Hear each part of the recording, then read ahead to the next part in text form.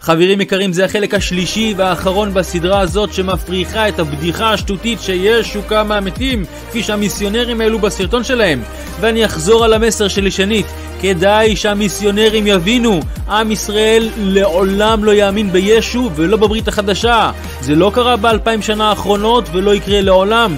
עם ישראל אוהב את חכמי ישראל, אוהב את התנ"ך ואת התורה שבעל פה, ובחיים לא תצליחו להזיז אותנו מזה אפילו מילימטר. מתחילים. I knew that he was going to start showing clips of zombie movies. I mean, Dr. William Lane Craig and I are in an extended response series about how many people in history came back to life who wouldn't think about Rick Grimes and his crew. But unlike The Walking Dead, I'm going to attempt to wrap this series on a high note. Here it comes.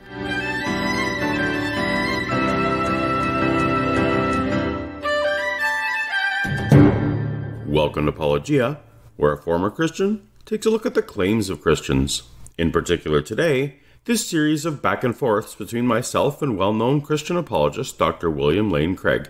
If you're new to the channel and you want to be notified when Dr. Craig adds his next link to this chain of replies we're having with each other, tap on the subscribe button for my latest theology, science, and news videos. If you've been following this series, you'll know that this is my third of 3 responses to Dr. Craig's 2-part response to my 1-part response to his animated video about the supposed proof of the resurrection of Jesus.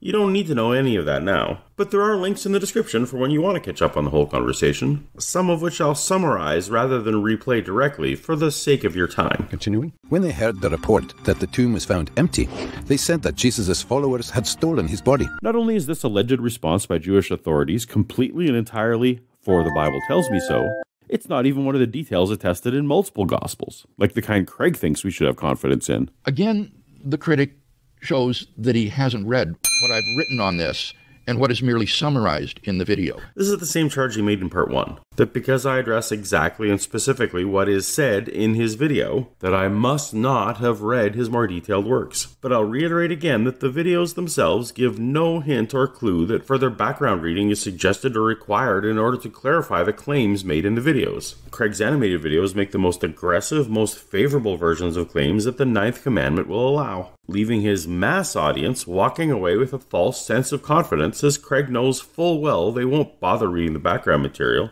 and instead proceed merely on Craig's authority. Then, if someone like me challenges and demonstrates his overstepping and misleading phraseology, he walks back these overreaches with the excuse that the lack of accuracy and nuance is because his video is merely a summary. Matthew is the only one who has the guard at the tomb story, but this is not a Matthean invention or creation.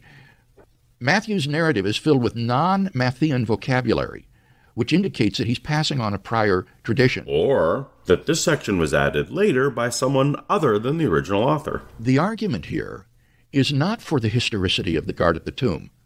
Rather, the argument is that there was a anti-Christian polemic by the Jewish authorities which alleged that the disciples came and stole the body away at night while the guard slept. And Matthew is exercised to try to refute this widespread Jewish counter-explanation of the resurrection. It doesn't matter if the guard is fictional or not. The point is that this was the story that was being told at the time that Matthew wrote, in which he wants to refute. Do you hear that, Christians? Dr. William Lane Craig says it doesn't matter if the story of the guard is fictional or not. The author of Matthew was faced with a counter-explanation for the resurrection and was therefore tasked to refute it, even if that meant he had to invent a non-historical event to do it. This is quite the slippery slope. If the Bible has one story manufactured to cover an objection, why not more? What if the character of Joseph of Arimathea and his lending of a tomb was an invention to address the objection that Isaiah 53:9 prophesied that the suffering servant would be buried with the rich, but historical Jesus was instead thrown into the same mass grave that most crucifixion victims landed in? Why should we accept that the guard story is a fictional response to an objection, but not entertain the idea that other details are equally manufactured for narrative purpose? And what this story implies is that the body was missing. No, what this implies is that the idea that the body was missing was a widespread rumor or belief. Just as Craig says the author of Matthew chose to relay an invented story in order to counter an active Jewish claim, so too the stolen body hypothesis may well have emerged entirely to counter the empty tomb claim. It speaks to the existence of the empty tomb claim, not to the veracity of the empty tomb claim. The Jewish polemic did not say that the body is there in the tomb and remains to be seen. Which would be entirely consistent with a scenario where Jesus' body was thrown unceremoniously into a mass grave, the usual fate for a crucifixion victim, at a location entirely unnoticed by anyone. They couldn't have gone back to dig him up if they'd wanted to. The disciples may well have taken advantage of this lack of record-keeping to bolster their claim. So that the earliest attempts to counter the preaching of the resurrection itself or themselves presupposed that the body was missing. As the Jews would have had even less information on the location of Jesus' body than the Romans had, and they were simply looking to combat an empty tomb rumor, they put forth a plausible, reasonable, sufficient, natural counter-explanation for the alleged stories. This is not about the historicity of the guard. Again, Christians, notice that scholar William Lane Craig is not defending the historicity of this Bible story, since he has no intellectually honest way of doing so. Good for him for not compromising on this. Christians, you should follow his lead. And certainly not about the historicity of the resurrection of the saints that is recorded in this earlier pericope. He mentions the so-called resurrection of the saints because in an attempt to illustrate that there are portions of the gospel that Craig does not affirm to be historical, I played this clip about the Matthew 27 story of many dead rising and wandering around Jerusalem. This would be part of the typical sort of apocalyptic symbolism to show the earth-shattering nature of the resurrection and it needn't be taken historically literally. Let me just say, with respect to that, I did not affirm that this was non-historical. I said that that's a possible interpretation, that you could take this to be part of the apocalyptic imagery of Matthew, and that would be a legitimate explanation. If hyperbolic, non-literal interpretations of gospel passages are legitimate explanations, how can Craig insist on an empty tomb as a historical fact when it is recorded only in the pages of these same gospels? It seems like special pleading. Even if you regarded this as non-historical, notice that that story of the resurrection of the saints is not attached to the resurrection narratives of Jesus. It's part of the crucifixion narrative in Matthew. And nobody thinks that that would therefore lead you to deny the historicity of Jesus' crucifixion. When you've admitted that the Gospels include non-historical narratives, then you have to open up the possibility that other portions are non-historical as well. The two stories we've been talking to that Craig acknowledges may not be historical, the resurrection of the saints and the guards at the tomb, are both in Matthew 27. The resurrection of Jesus is in Matthew 28.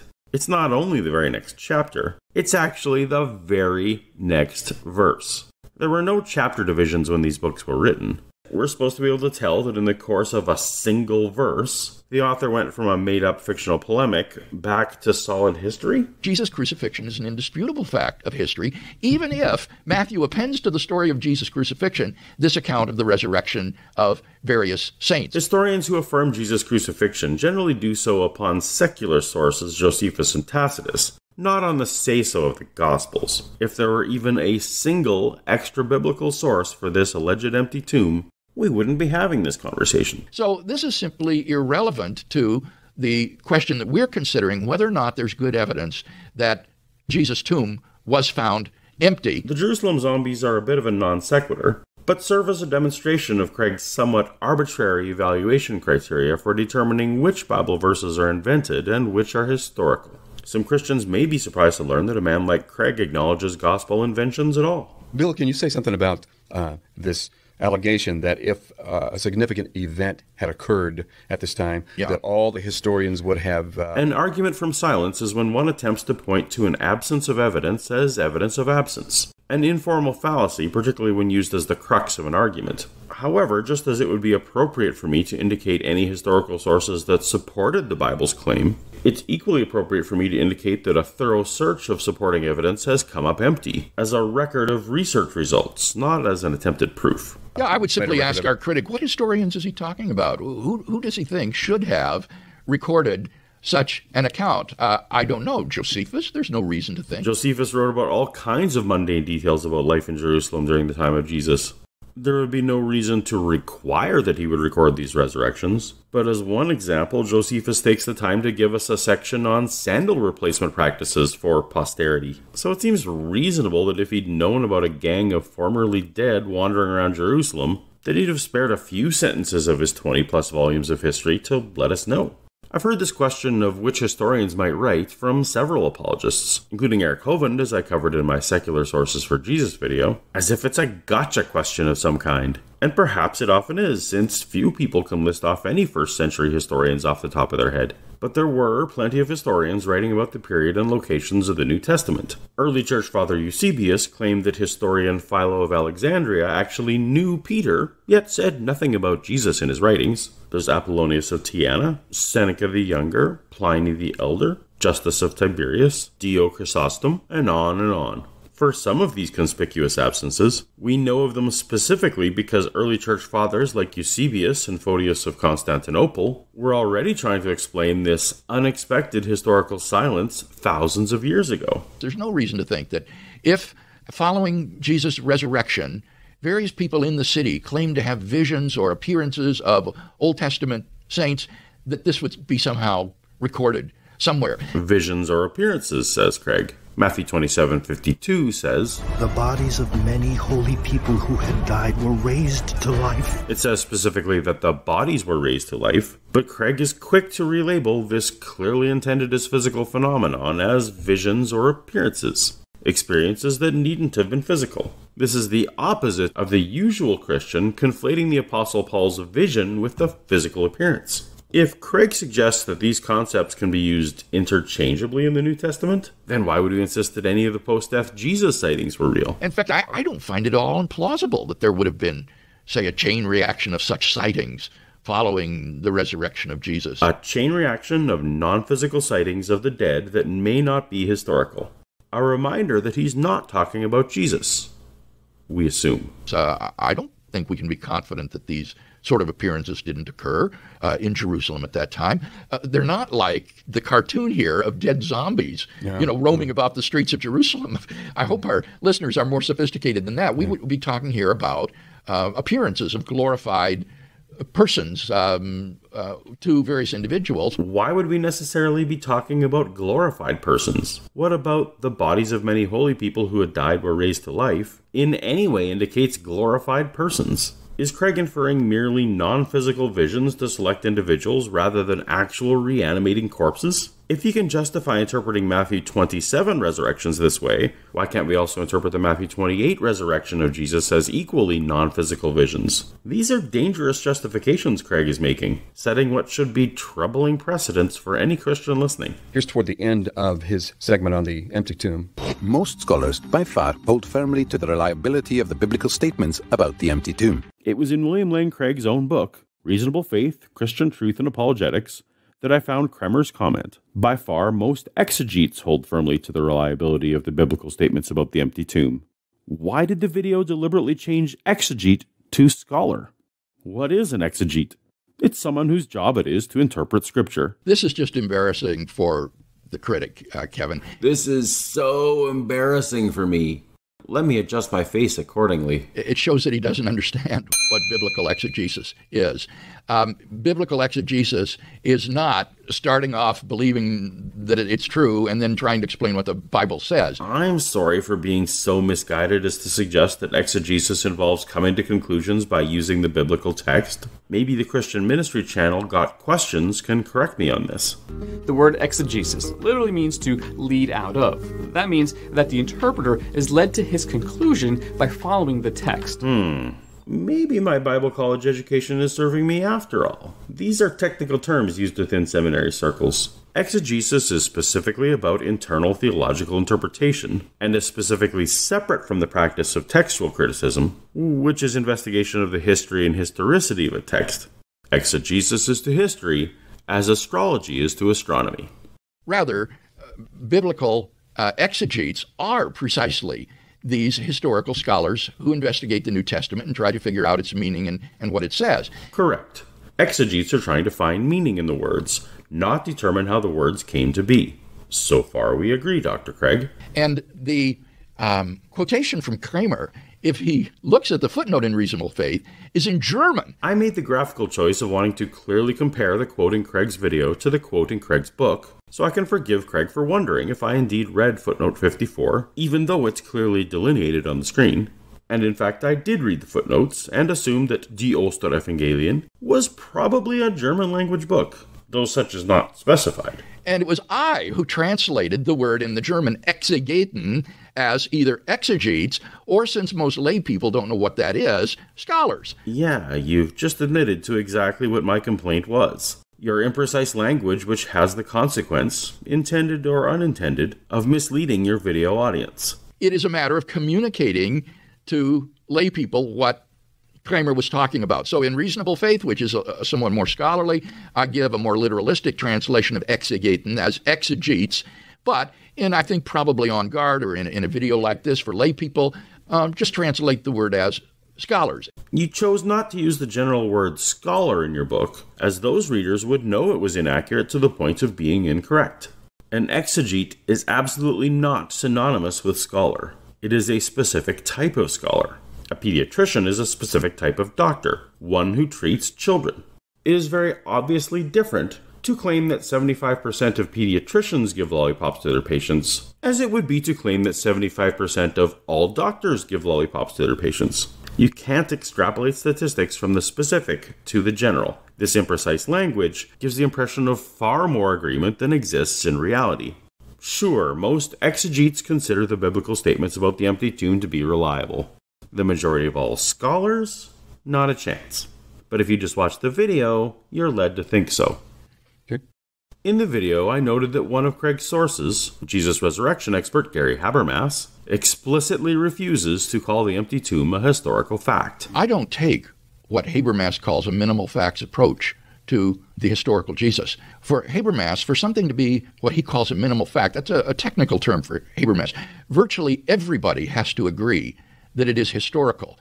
But what Habermas's own survey show, as I point out, is that around 75% of the scholars that he surveys in the literature who have written on this topic agree with the historicity of the empty tomb. This will never be impressive until such time as Habermas publishes the survey. It is said to be those who have specifically published on the resurrection of Jesus, which would be a massively self-selecting group of Christians. Frankly, it is more startling that 25% of a group do not attest to the empty tomb, which is probably why Habermas won't stake his scholarly reputation on overstating the historical case for the empty tomb the way Craig does so freely. And that is exactly what Kramer says. By far, most exegetes hold firmly to the reliability of the biblical statements about the empty tomb. So Kramer is on exactly the same ground as Habermas. By far, most scholars, somewhere around 75%, agree with the historicity of the empty tomb. And so there's no inconsistency here whatsoever. You're doing it again,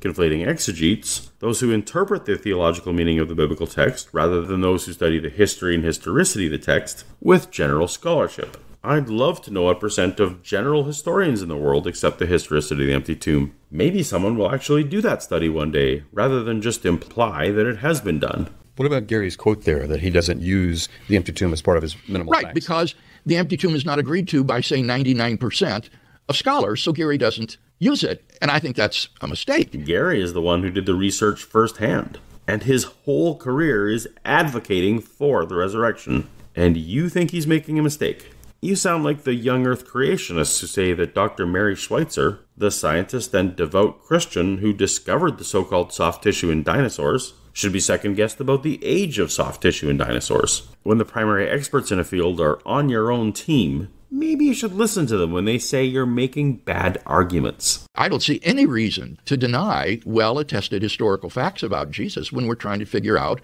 what happened to Jesus after the crucifixion. When it comes to the empty tomb, we're not talking about well-attested. We're talking entirely about for the Bible tells me so. This isn't an appeal to authority. It's simply to say that contrary to apologetics here... Checking the podcast transcript on the Reasonable Faith website, when Craig says apologetics here, he means me, apologia. Given everything else I've been called lately, I'm going to take this as a win. That the wide majority of New Testament historians have found the evidence that I summarize here to be convincing. The wide majority of New Testament historians work for institutions that require them to sign statements of faith. They would explicitly lose their jobs if they admitted to not finding the evidence convincing. For example, Craig's employer, Biola University, holds itself to these articles of faith, including the predetermined conclusions that the Bible is without error or defect of any kind, and that God raised from the dead the body that had been nailed to the cross. Does this sound like Craig or his colleagues are free to follow the resurrection evidence wherever it leads them? Why would we be impressed that the majority of people whose employment requires belief in the Jesus resurrection claim are convinced of the Jesus resurrection claim? If I learned that 75% of Apple Store employees would recommend the iPhone, I wouldn't be impressed. I'd wonder why the percentage is so low. Not so with Craig. We can say this in summation, that this animated video that Reasonable Faith has produced has certainly already begun to garner response. You know what would generate even more response? If you allowed comments on your videos. And people viewing it and checking it out on YouTube. Yes, and for that I'm very grateful. Well, it seems the Reasonable Faith podcast has moved on to other topics, with no future installment in sight on the other 2/3 of the so-called facts presented in Craig's original video, the appearances and the apostles' belief. If you're curious about my take on Craig's arguments, why not check out my video that started this all off, How Not to Defend the Resurrection of Jesus with William Lane Craig.